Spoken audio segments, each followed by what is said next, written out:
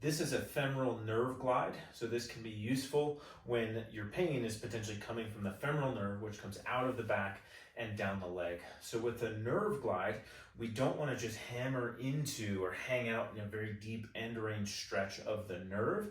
For the femoral nerve, it can feel like your hip flexors are super, super tight. So what we're going to do is get into a slight stretch and then actually move the upper body around, which glides that nerve up and down through some of the outlets and the muscles that it runs through. And that can help to relieve nerve-related symptoms of this femoral nerve. So what we're gonna do is kneel. You're gonna start and make sure your low back is in a neutral, relaxed position. You're gonna squeeze your glute and bring on a very light hip flexor stretch, or very light if any of the symptoms. So I'm not really going in here. I want a very light stretch. If it's very uncomfortable, you're actually gonna scoot back so there's less of a stretch in this area. So we just want like a 1 out of 10 at the most. But the glute is on, and then from there, what we're gonna do is we're gonna come down and send the hips back just a little bit. So this brings nerve on tension as I come down, but releases it a bit here.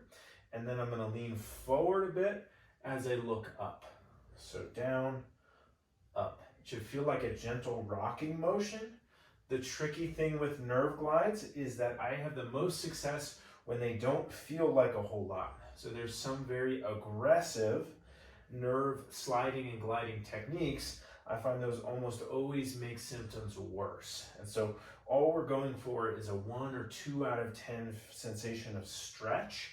And as you do this, you should be able to feel like, hey, I can potentially go a little bit further as you go through. So we're using our head, chest, and back position to bring tension on and off as I'm moving through this hip range of motion.